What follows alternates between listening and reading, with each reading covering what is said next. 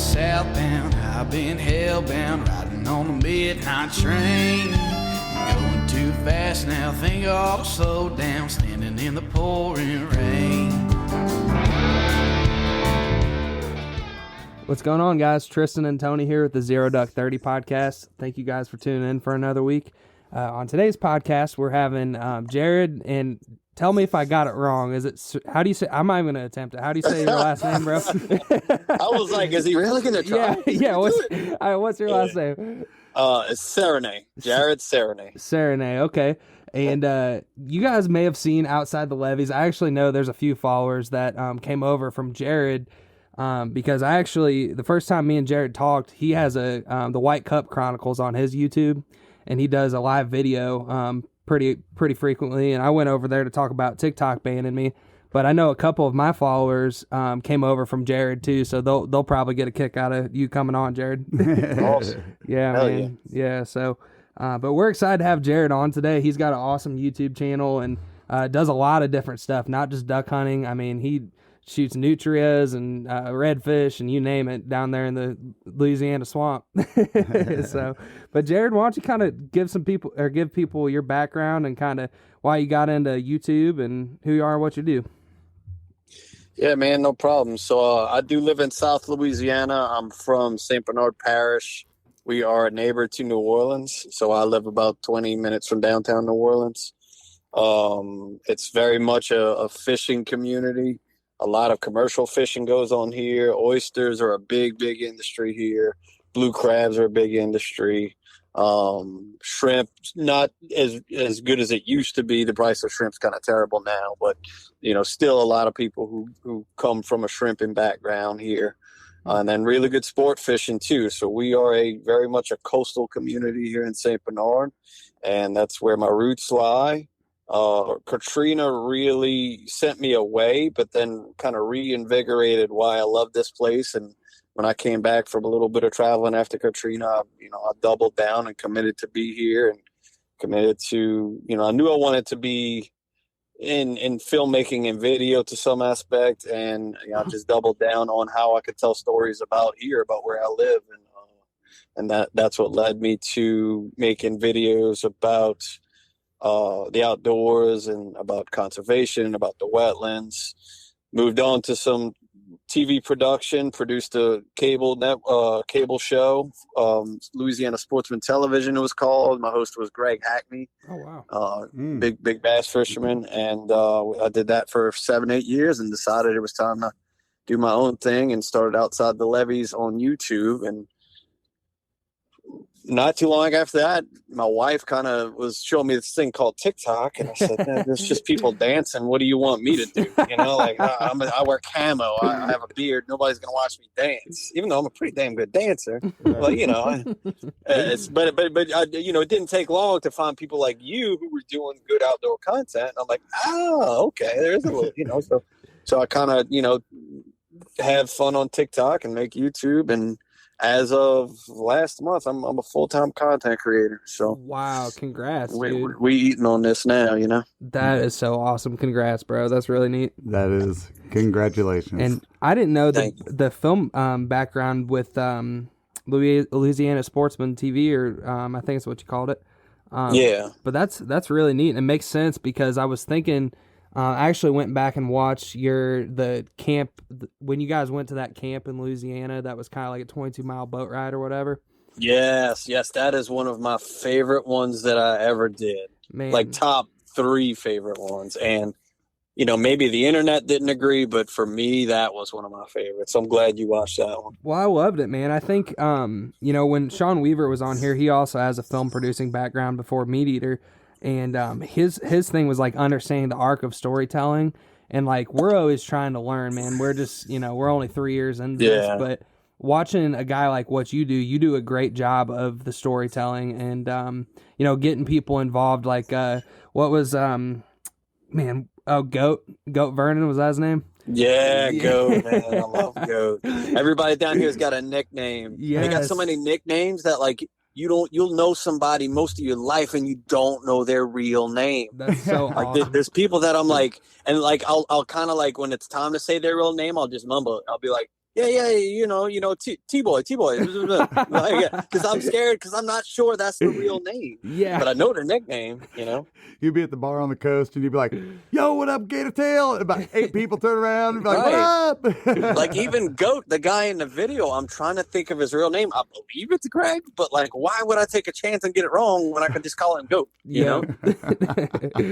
That's great. That's awesome, man. That's definitely I'm sure it's a Louisiana thing, but I think it's definitely a good old boy Southern thing for sure too. For sure. Yeah, I agree. But yeah, man, you cover a lot of different stuff, and I know, like, was it the Nutria video that you had that got like really blew up in the last like 6 months? It was. Yeah, it was. So I've had my first video that did well, I wouldn't say blew up, was it was right towards the end of duck season, and I did a hunt/sit down with a guy who's in his 80s, who's kind of seeing all of it from our perspective.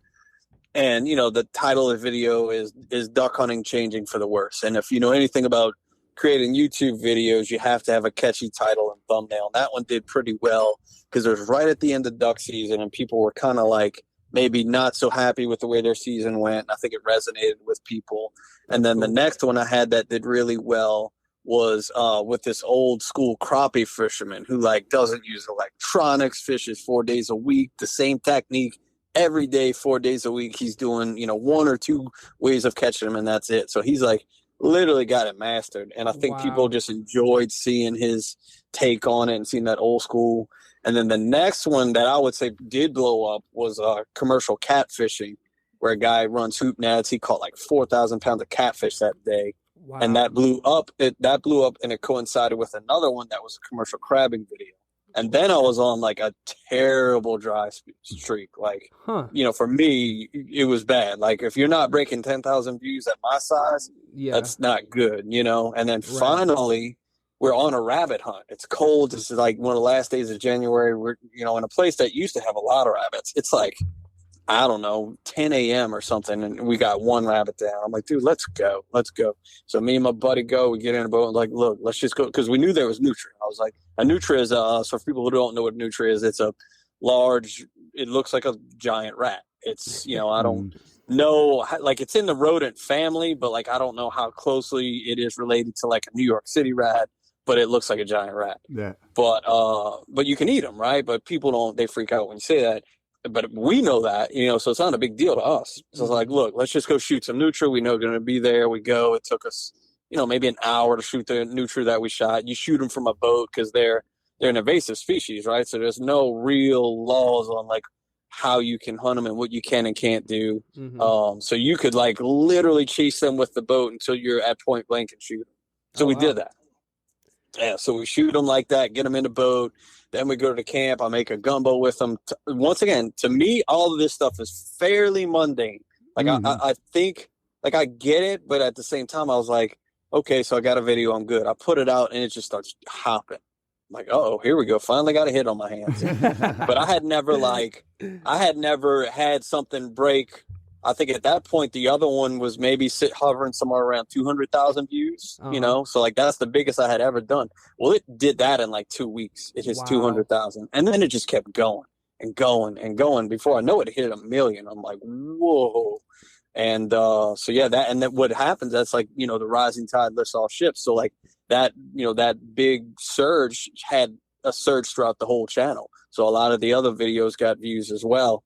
And that's when I was like, okay, maybe it's, you know, I'm getting some progress here. I'm almost 2 years in, and that kind of all led to me now being able to go full time with it.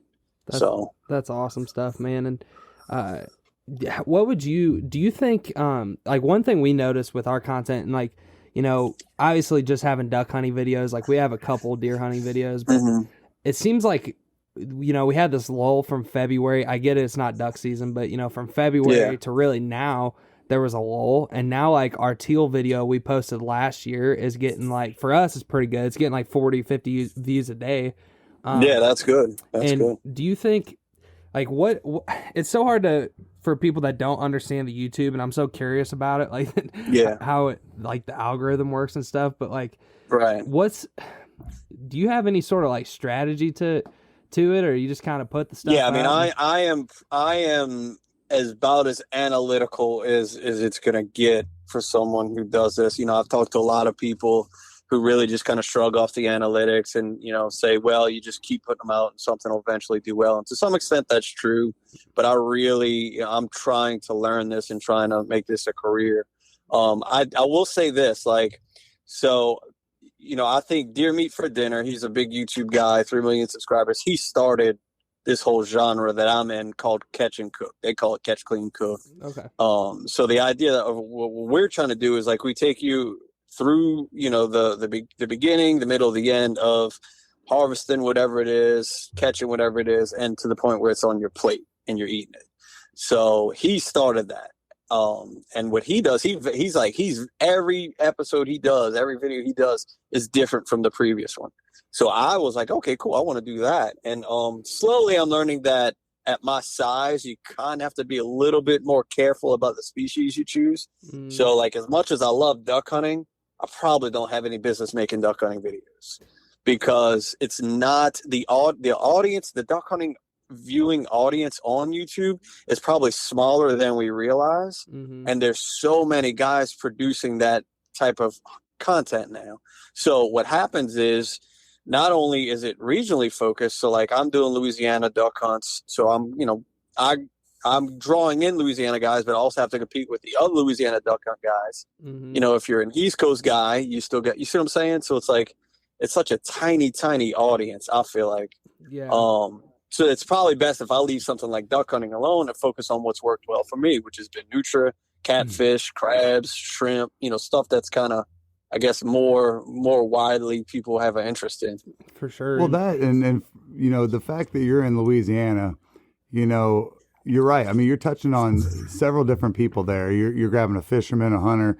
You know, it's kind of cross-referencing people, so to speak, and as far as the demographics go. And I think that's awesome, because you're just kind of following the strongest wind, so to speak. You know? Correct. You have to. And I'm learning that the hard way. I keep trying to beat it and it's not working. You know what I'm saying? Like, Sure. I keep trying to be like, you know, trying to be like Deer Meat Dinner, and because that guy does it all. And that's the guy who, like I said, I mean, that, you know, I love his channel. I love what he does. He started the whole thing, but you have to take what they're giving you, you know? Yep. Yeah, no, that makes sense, man. And, you know, duck hunters, it's like, if you want to look at, like, kind of scale it by, you know, how many duck stamps are sold, I think it's around 1 million right now. And it's like, think about 420 million people in the United States, and hunters are a small demographic compared to that. Correct. And then Correct. duck hunters are even more niche, you know? Correct. So you're definitely playing a little bit of a numbers games with that. And, you know, me and my dad are big deer hunters originally, and I don't know if I ever told you, Jared, but my grandma actually was the first man or woman to shoot 3 non-typicals with a bow that made Pope and Young on public land. What? Yeah, so she and we're gonna get her on the podcast at some point, because we just want to get her story out there, man. But yeah, she was on the front page of Buckmasters magazine, August 1990 issue, America's Best Lady Bow Hunter. Yep. Randy's a baddie, huh? Yeah, She is, dude. man. She's laying them down, boy. Yep. Oh yeah. She cooked too? And here's the thing, Jared. She was afraid of heights, never sat over 8 feet high, and shot all fingers. Yeah. And her 17-pointer she shot at 7.5 yards.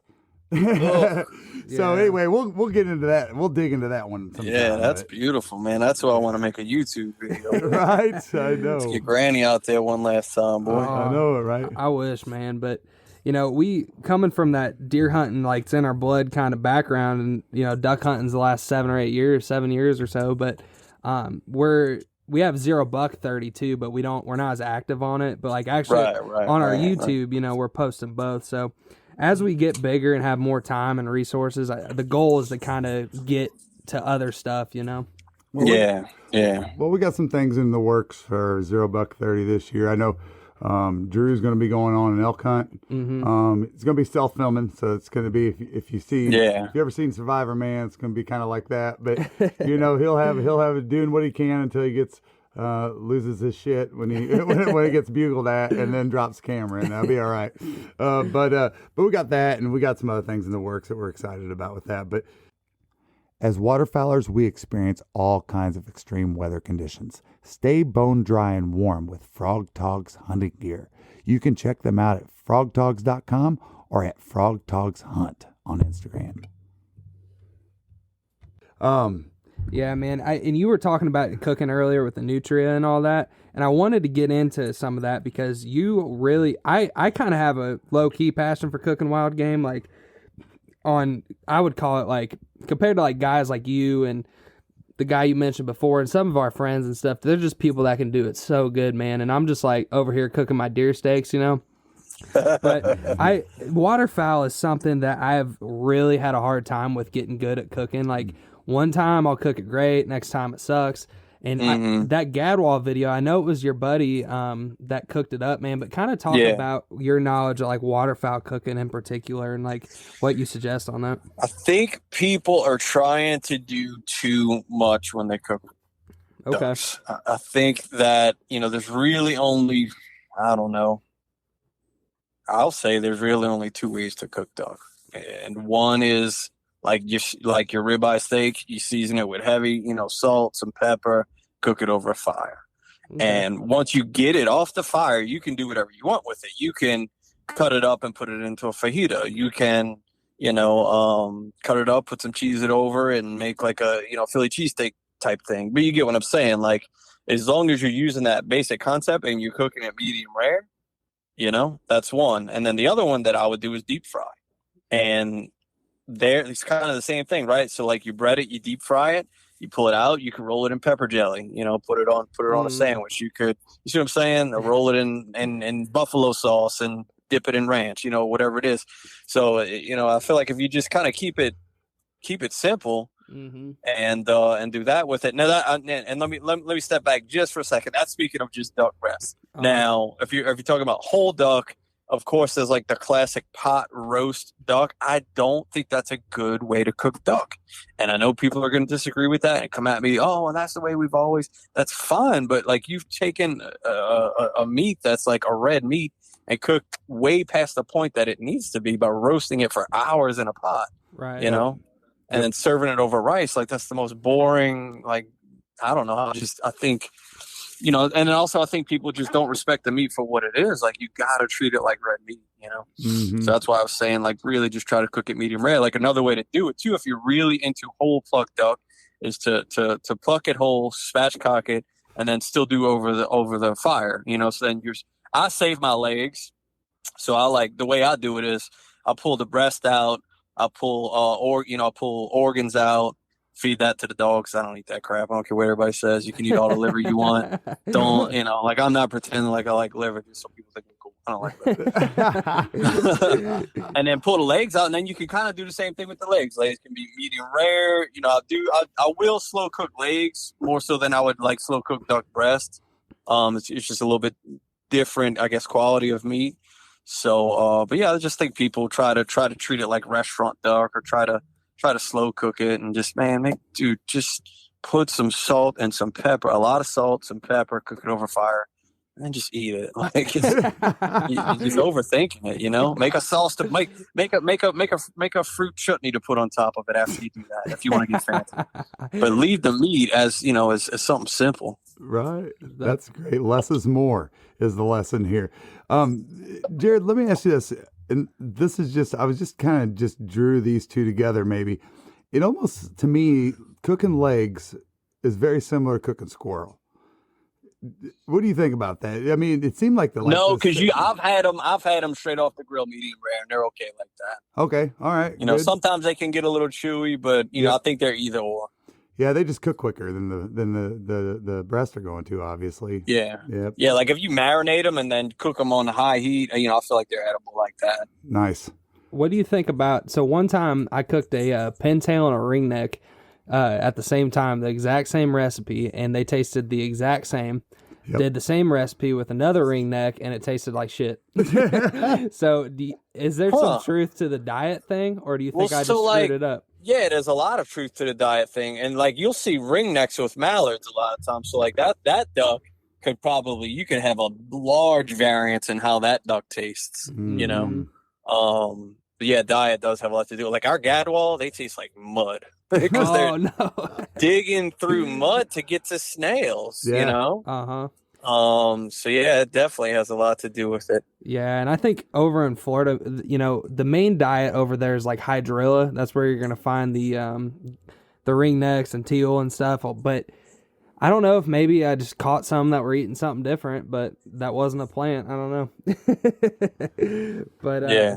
No, it tastes like it straight up ate a rotten frog, dude. But I'll say this while we're on this, and maybe Jared's got something for this because he's a coastal guy. So we went buffalo head hunting, and we got done. And I'm just going to be straight up honest with you guys, boo me or not. But we got up, and me and Tristan and Drew sitting there, and Drew goes, "Well, y'all going to take yours?" And I go, "Do you want them?" And he's like, "Well, yeah, shit, I'll take them." And I go, "All right, go ahead, take them." I turn around to Tristan, and I go, "Dude, those son of bitches stunk bad, dude. I mean, bad. They were smelly. Oh, dude, they were Yeah. stinky little bastards, you know." Yeah. And but I'll tell you what. Where was that? It was on the coast of like the the Gulf Panhandle. side, in the Panhandle. Florida. Yeah, yeah. Huh. And but check this out. Same area, friends of ours shoot buffalo heads. Drew was there actually. His wife, Charlemagne, makes us this. She aged the duck for 3 weeks. They always hang them for 3 weeks. Yeah. And she made like a grilled cheese with this medium rare duck, and then like cantaloupe, and then grilled cheese, and it toast. was was so good, Bro, I'm telling you what. You would think cantaloupe and duck and cheese would be gross, But that's kind of what I said earlier. Like, the fruit chutney, like that all, is medium rare, right? A little fruit for a sweet. So, yeah, I believe it. It was a What good... cheese did she use? Do you remember?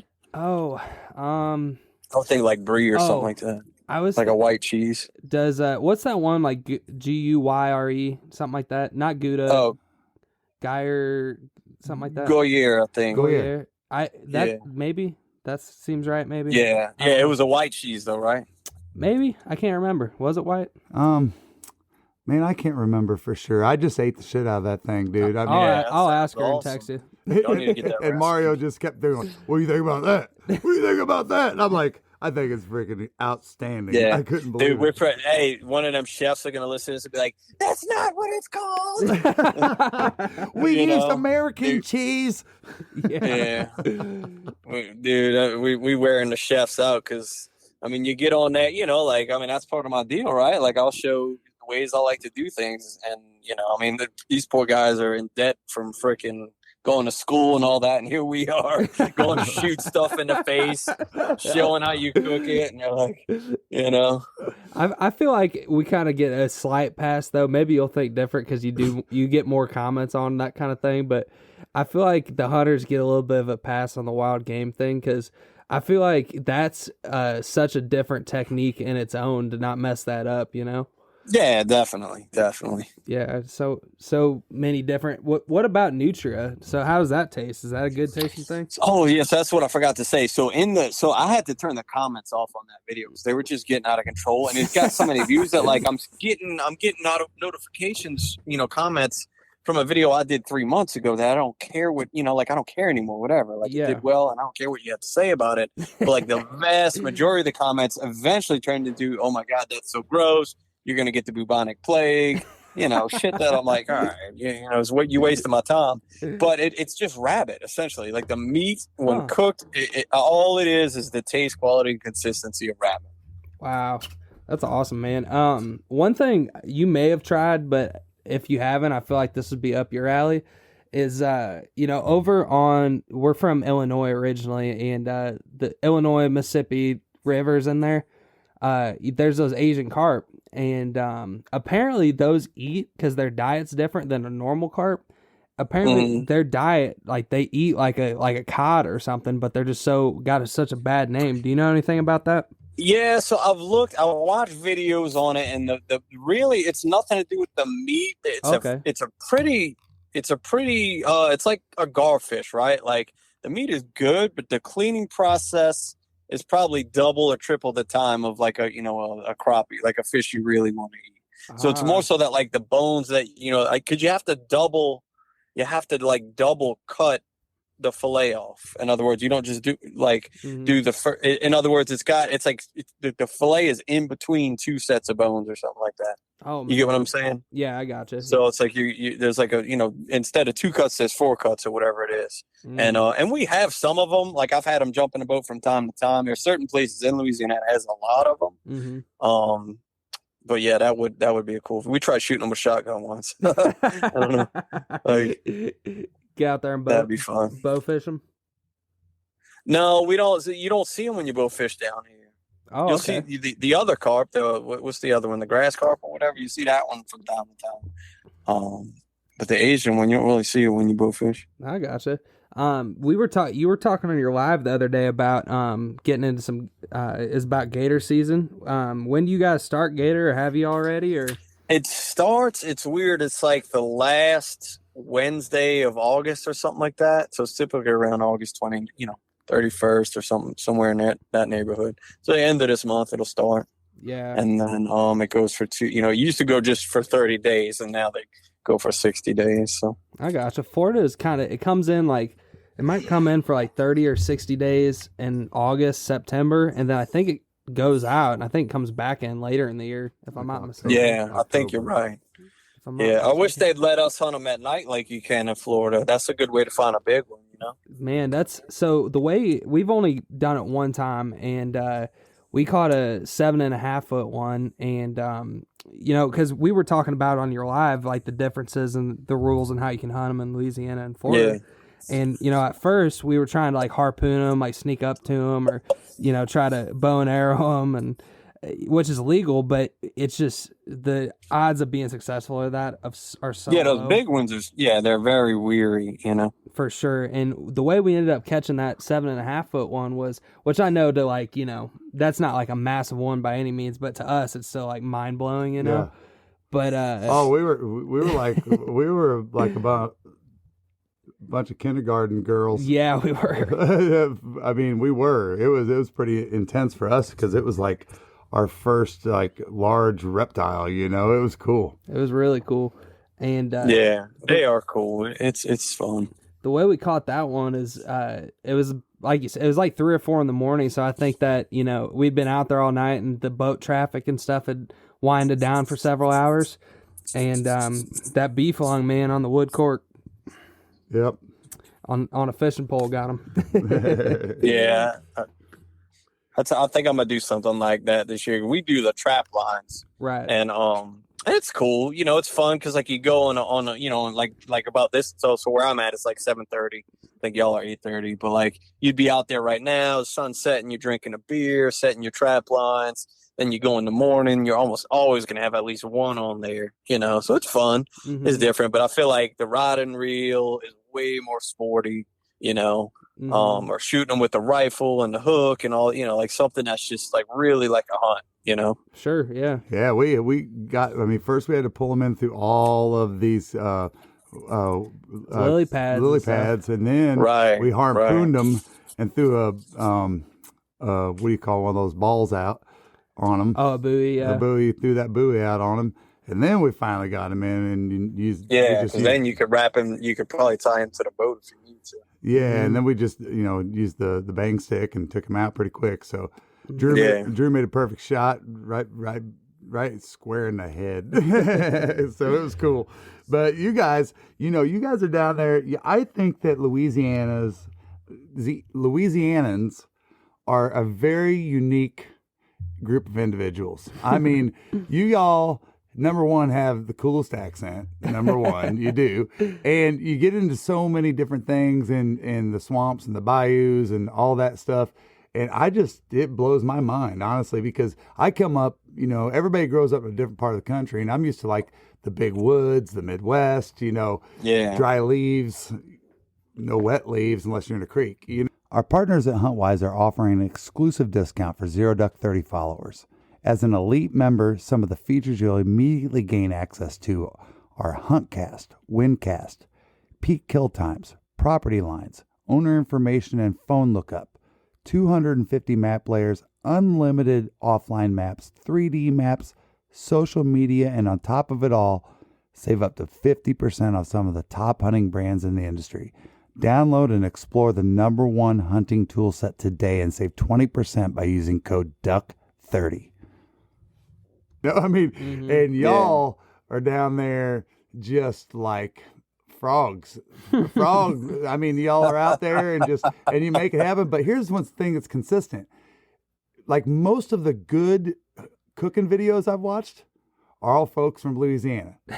They are, man. Dude. It's the French, dude. It's the French. So like, you got to figure, man, like back in France, they were ahead of their time on, coming up with like, cooking methods and all that. So then the French get here, then they bring in African slaves. So they brought their thing in, right? Mm-hmm. So then it starts to blend and mix. Then the Spanish people come in, then the Germans come in. So it's like everybody brought in a little bit of influence. And now everything we do today is influenced by all of their influence. You see what I'm saying? So like, it just all got down here and started mixing together. It's like having your best seasoning, man. I mean, just from every bit of different culture. Yeah. One thing that's cool in our day jobs, Tristan and I know this is totally off topic, Tristan, but we ran into that lady that she started a business, and the one thing that she did that said one thing we can all agree on, no matter where we are, what part of the country, whether we speak English, Spanish, whatever, is that we all enjoy food and we all enjoy music. Yeah. And she was bringing people together that way through those two arts. And I think that's one thing that's cool about y'all down there is that you guys make so many unique, like first time I had jambalaya, I was like, what in the hell is this, dude? This is incredible. I sat there. Yeah, see, that dish has a large African influence, that dish. Dude, I sat there drunk as shit and just smashing that. I mean, just smashing it, dude. Dude, if I could tell you how many country boys I seen get drunk as shit and eat a big bowl of jambalaya, if I had $1 for every time that happened, I could buy all of us a 6-pack of beer. Y'all get down here and y'all boys start getting tuned up and we give y'all jambalaya. We friends for life, so I've seen this. I've seen it. And I bet y'all, I bet y'all like you hear like a bunch of guys and say Illinois, like, come on over, bro. We're having crawfish boil. You guys are all laughing in your tuxedos.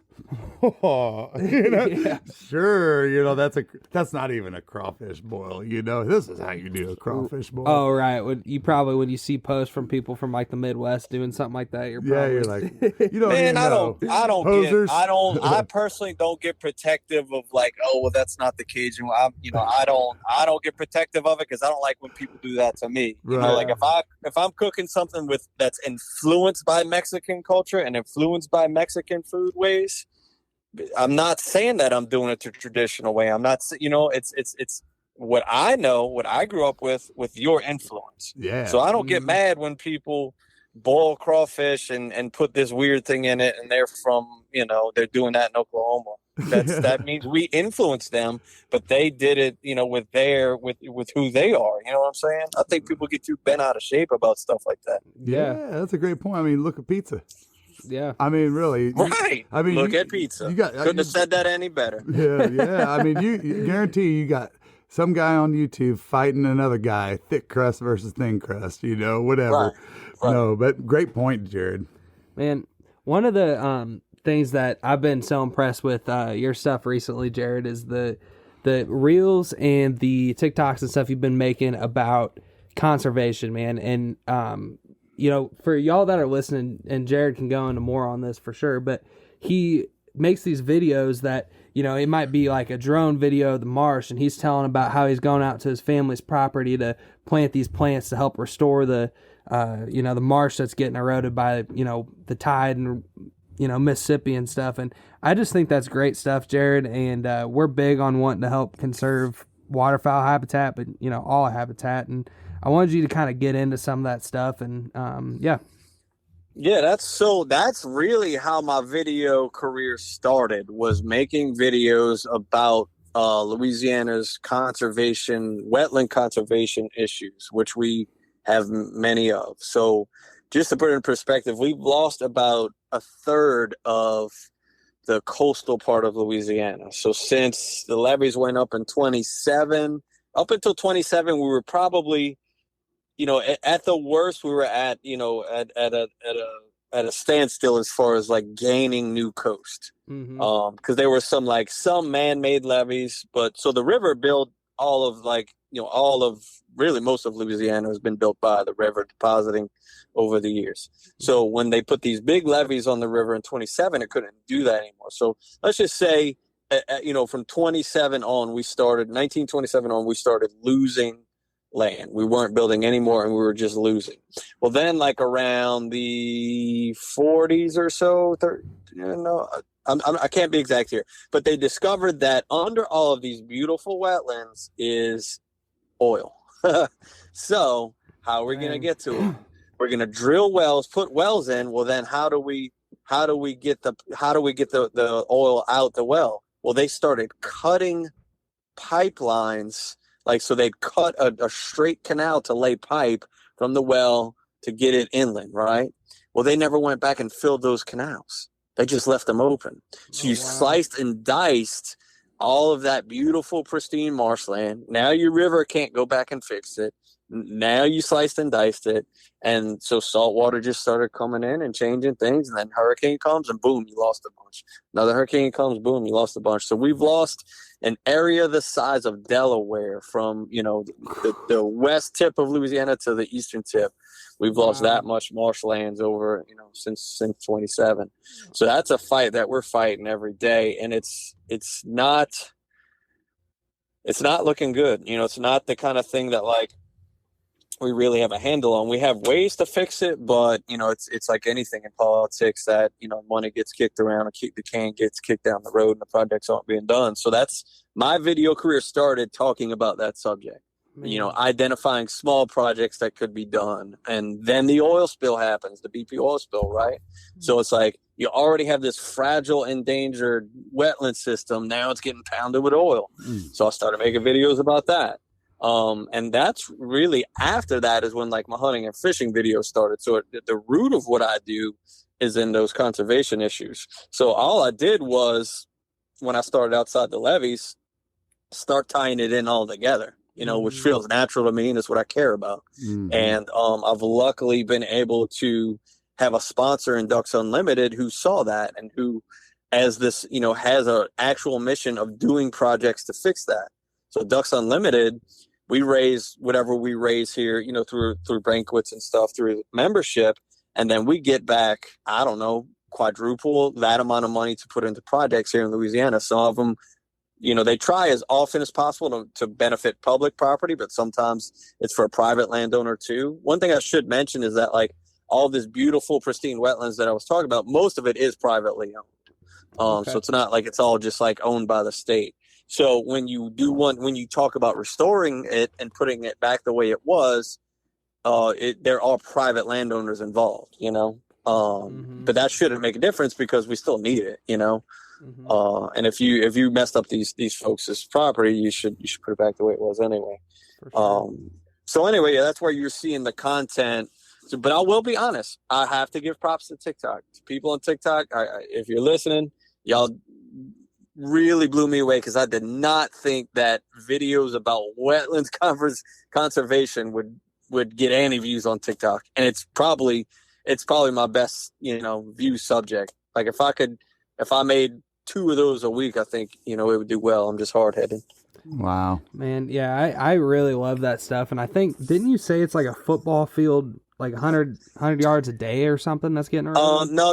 It's much worse. It's a football field every 100 minutes. That's lost. Gosh. When I first started doing this, it was every 30 minutes. So since I started doing this about 10, 15 years ago, there's been enough projects to slow it down. But it used to be 30 minutes. I think now it's 100. Is there any major, outside of what you've been doing, Jared, are you working on anything, or is there any knowledge you have of anyone on a national level, really coming in there and going, hey guys, FEMA, somebody going, not necessarily FEMA, but an associate type federal agency that's U.S. Fish and Game, somebody that's going, hey, y'all, it's emergency flag time. Mm-hmm. Yeah, they've been doing that for 30 years now.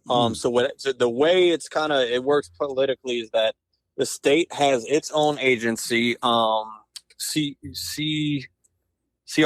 I think, so Coastal Restoration. I don't, but yeah, I believe it's called CRPA, and so that's the state's agency for studying this stuff and coming up with the projects that they want to do through scientific study.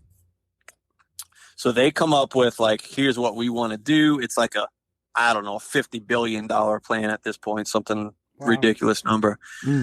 But unfortunately, who actually does the projects most of the time is the U.S. Army Corps of Engineers. And that is the root of the problem. Okay. So you have the Army, whose normal job it is to go to other places in the world and kill people for good reason or bad. But they're also the same people who are in charge of engineering our coast. Right. That doesn't make any sense. And they have to look at things always from a different perspective. So for us, it's like, oh, well, there's a bunch of dirt in the river that y'all are digging up that dirt so that ships can pass through. That's the dirt that we need to fix all this. They're like, yeah, but it's much cheaper and easier. Just dig up that dirt, let it go back into the water column, and then wash out into the Gulf of Mexico. Yeah. See what I'm saying? So their objective there is just to maintain the river channel for navigation. It's not to maintain the river channel for navigation and fix the broken wetlands. How that takes away habitat for shrimp and everything. I mean, I'm just my mind's spinning. So yes, I mean, our state simple. agency knows what to do. They know what they want to do. Now, can Congress give them the money? Well, that's part of the problem. Yeah. So for people listening to this that, want to help, whether they're a resident of Louisiana or they're a resident of freaking Canada and they just want to help, what would you suggest for maybe both of those kind of people, Jared? So, I mean, just Google Louisiana land loss. That's the best place to start. To see that I'm not just some dude, lying about all this, or that, everything I say about it is just backed up by science and stuff that I read from science. You'll see people on TikTok try to argue with me that it's all natural, or they say, and I'm like, dude, that's not you. I clearly don't know anything about this. Or if you're calling this a natural circumstance, it's not. I just told you 2 reasons why it's not natural. The Mississippi River is leveed, and we cut all these oil field canals through it. So it's not natural. This isn't what Mother Nature does. Right. So Google Louisiana land loss. Spend 10 minutes. You could spend 10 minutes on Wikipedia. You'll get the gist of what's going on.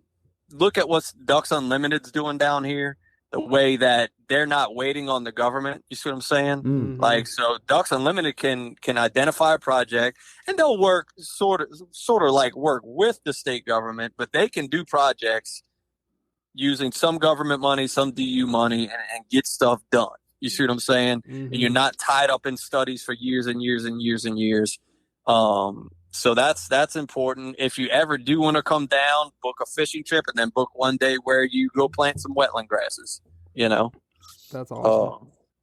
Yeah, I mean, there's a lot to do, but I would say mostly just go read about it, so that when you'll start to see it more and more, and you'll know what people are talking about. Right.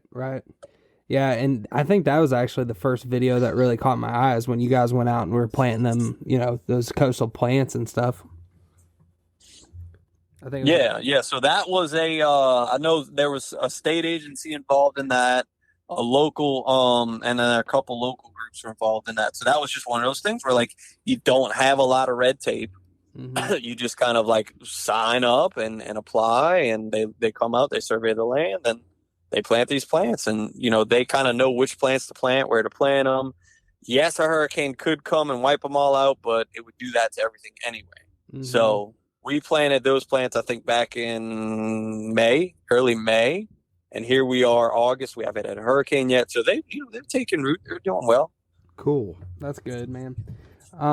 So are you getting out back to some, waterfowl type topics? Are you getting out after some early teal down there? I've heard Louisiana could be good.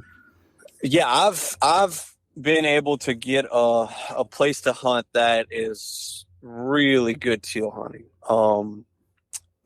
And last year I really drove at home. I think I made 6 hunts out of the 14, something like that. And every time I went, I made a video.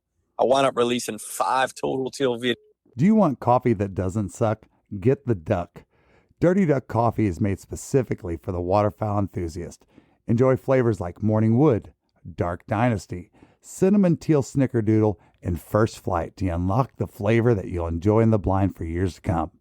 Our friends at Dirty Duck Coffee Company are now offering all Zero Duck 30 followers a 15% discount when you use code ZeroDuck15 on your next order. Yeah, so I did 5 teal videos last year, and each one went down in views as I released it. So I know now I don't need to make that many. I'll probably just make one, to be honest. Mm-hmm. And I'll make a few hunts. My schedule's a lot different this year with being full-time, YouTube with I'm kind of daddy daycare in the mornings, getting the kids to school.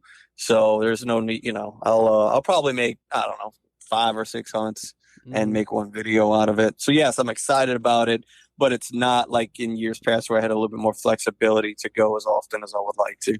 Right. And with your videos, this is kind of something we talked about earlier, but I'm just curious, what do you edit your videos in? Like, what programs do you use? Oh, I've been using Final Cut Pro, since 2008, I think. Okay. So I went from, it used to be Final Cut Pro 7, and then I changed to 10 in probably 2014. So I've been editing Final Cut 10 since 2014. And do you know, I don't really know much about Final Cut Pro. I just know I use Adobe Premiere Pro. What have you heard positive things, one versus the other? Is there any preference there? I will say this, the vast majority of editors now use Adobe, the Premiere Pro. It's got way better color correction capabilities. It ties in with After Effects. I think some people thought that like Final Cut Pro is a little bit limiting.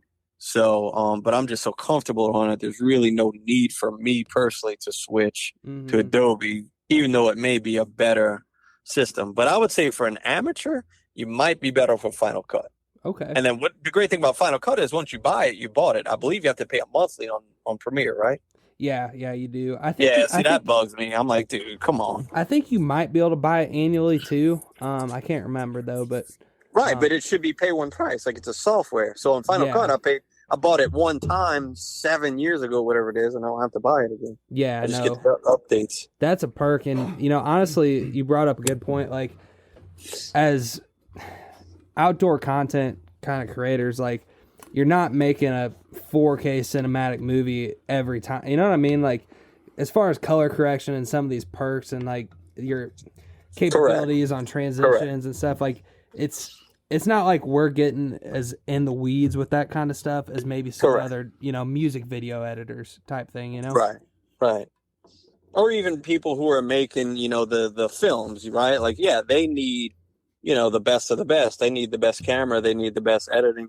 They're going to spend a lot of man hours on making those films. Well, I mean, we're cranking out TikTok and YouTube videos, so we just need to be able to do it quickly and efficiently, and at a cost that makes sense.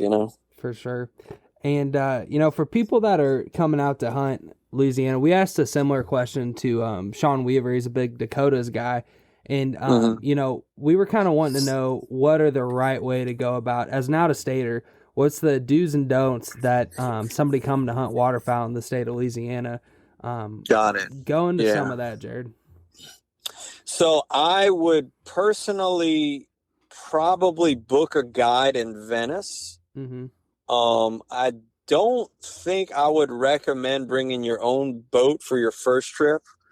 Because the problem is that time of year. So the Mississippi River is a monster by the time you get near the Gulf. Like, it's huge. It's deep.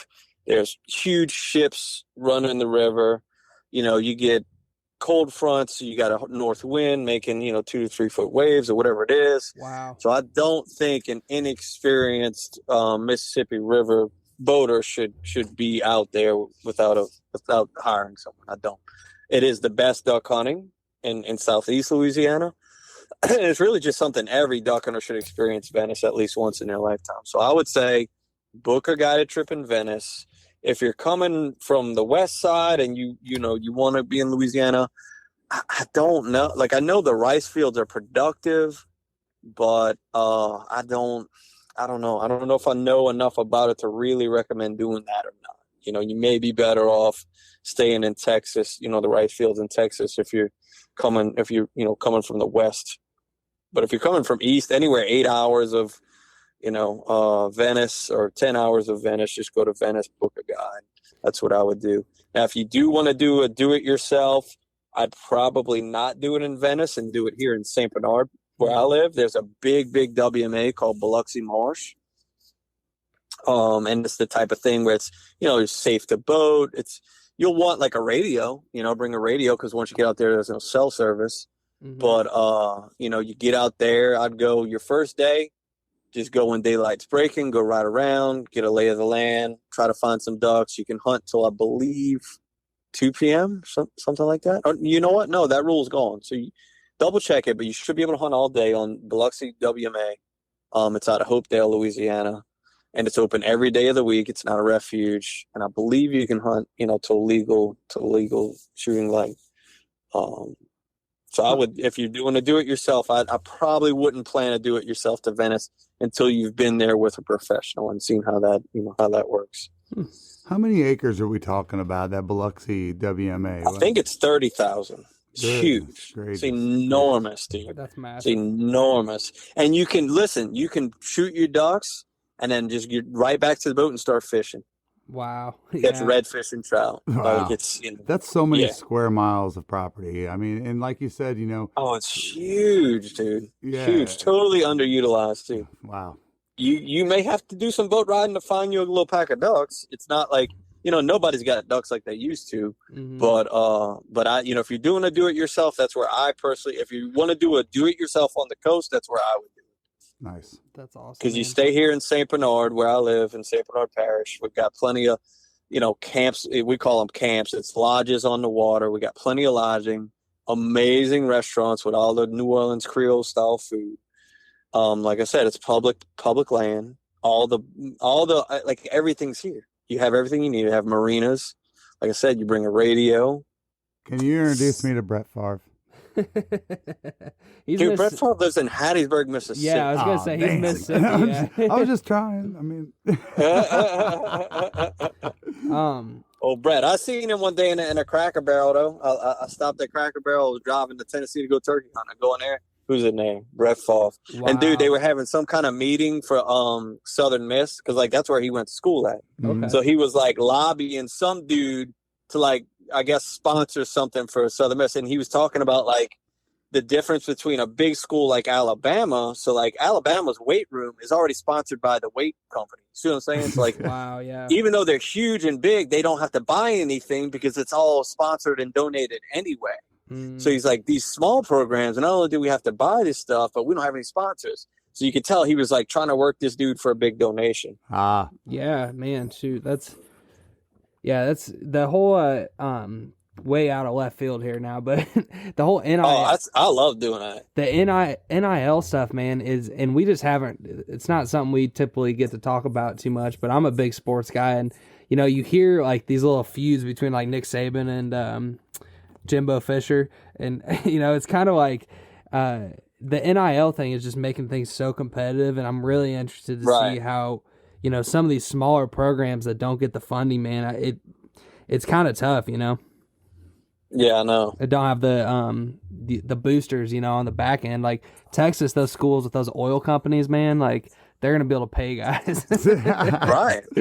Straight up. Right. Yep. Yeah, Texas football is about to get good. Yeah, I mean, look at what Dion's doing at Jackson State, just by using his persona and his connections, Yeah, it was building that little school up. It was a huge deal when I think they got the number one recruit out of high school in the country flipped from FSU, which is where my fiance went to school. So got a little bit of FSU Georgia rivalry going on in our house.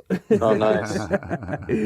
But anyway, man, what do you got planned this hunting season that people can be on the lookout for and all that? Well, like I said, I'm probably not going to do a lot of duck hunts. As much as I love to duck hunt, I'll probably, use that as a time. My son is, he's been hunting with me. This will be his third season, I think. He's 6, so he's been hunting with me since he was 3.5. Heck yeah, man. So this will be his third season. He doesn't know it yet, but he just got a new 410. in the mail, or I got in the TriStar semi-automatic. So most everyone's like, oh, my first gun was a crack barrel 410. Yeah, well, good for you, okay? Because what's going to happen is that duck's going to land on the water, and you're going to shoot it with a 410 shell, and you're going to cripple it, and then your daddy's going to have to be loading another shell where that poor duck is, trying to get away and all that. So I want him to be able to learn how to utilize follow-up shots quickly. So that's why I went with the semi-auto. And I'll just, have to stay there kind of with him and make sure that, But so I think my duck season is really just going to be about that, like letting him grow as a hunter, let him get, really get comfortable shooting.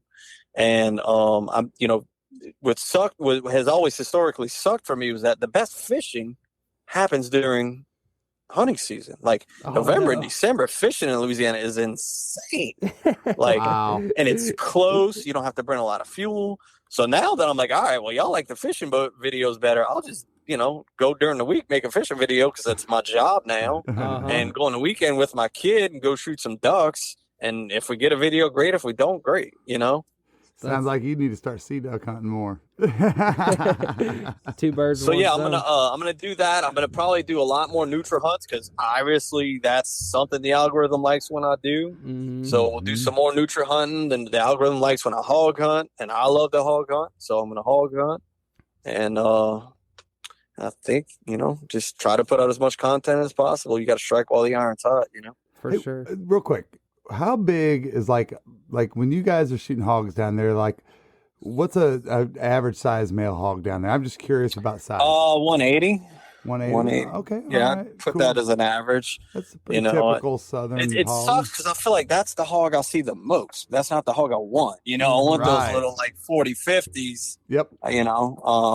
But if for whatever reason, I always see those boars the most. Man, and I'm glad you brought that up, Jared, because I've only shot one hog in my life, and it was with my bow on some private property, and it was only about a 70 or 80 pound hog, and we smoked that thing, and you would have thought I bought it from the grocery store. Like, it had no gamey taste. It was top 3 best wild game. Yeah, hogs don't have gamey taste. Maybe once you get to a boar, you might necessarily have gamey taste, but they get kind of tough. But I don't know where that, they just don't have any fat content.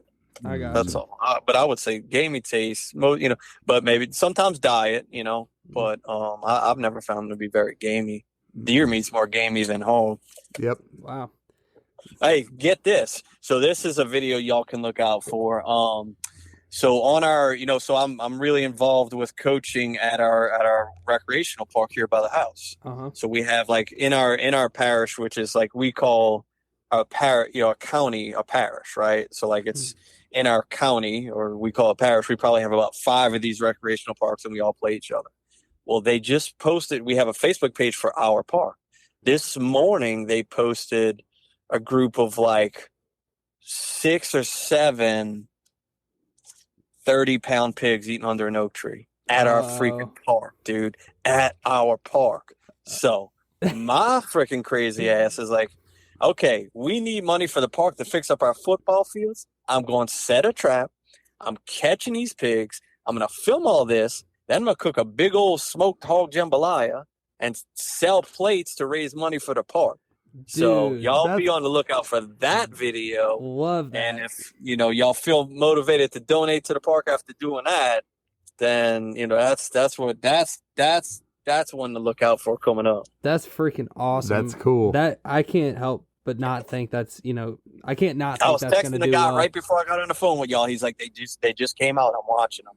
Wow. I'm like, oh, that's the ass, dude. Well, I'm looking forward to that. That's gonna be sweet, dude. I thought he was going to say it was going to be a bunch of little, what do you call it? The young kids baseball team. What do you call it? The little leaguers. Yeah, we're going to be running out there with baseball bats, beating the shit out of a bunch of pigs. Oh gosh, I didn't think about that. Yeah, well, it's still it's a public park, so we gotta keep it light. Yeah, exactly. keep it real. Well, good deal, man. Well, Jared, we want to respect your time, man, and we thank you so much for coming on the podcast, thank brother. It was some great talking, and if we get out to Louisiana, we probably won't this year, but one of these years we'll have to. I'm getting married in November, so you know how that goes. You did what? Okay, let me all right, before everybody roast me, including Jared, hear me out. He's getting married on the first week of the rut, by the way. So No, I'm just kidding. We're getting married November 4th, and my dad and I always hunt Illinois the second week of November. So I was like, all right, well, we do the fall wedding, get it first week in November. And told her, I was like, look, we're going to do a little mini honeymoon, and I'm going to go deer hunt with my dad the week after, and then we'll do a major honeymoon, like a big one in March after, we get through duck season and everything. So everybody's been like on me about that, and I'm like, hear me out. Yeah, but I think what it is the planning. You know what I'm saying? It's like that's normally when you would be planning duck season and getting everything prepped, and you're gonna have to be helping with that. So for sure, good luck with that. But hey, hopefully you only ever have to do it once. And what they say, shit rolls downhill, right? So while he's doing all this stuff, I'm going to be double timing it. Yeah, help her plan, dude. Don't assume she's like. That's one bit of advice I'll give you.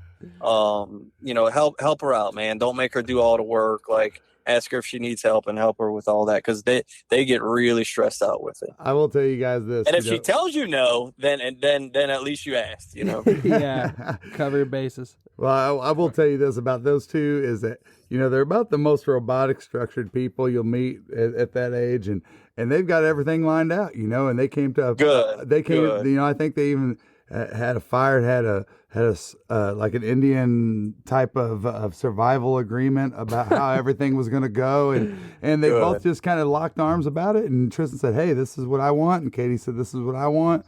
And here in Georgia, it's a really beautiful time to have that. Oh, gosh. And so that was important to her, and he respected that. Yeah. But on the flip side, he said, I'm going hunting. Yeah, that's compromise right there, brother. Yep. Yeah. But all right, Jared. Man, well, thank you. All right, boys. Jared, we appreciate you so much. And, man, keep up the great work. And, I love watching it. It's great. Yeah, we're both big fans, man, from top to bottom of what you do. I've been southbound, I've been hellbound, riding on the midnight train. Going too fast now, think I ought to slow down, standing in the pouring rain.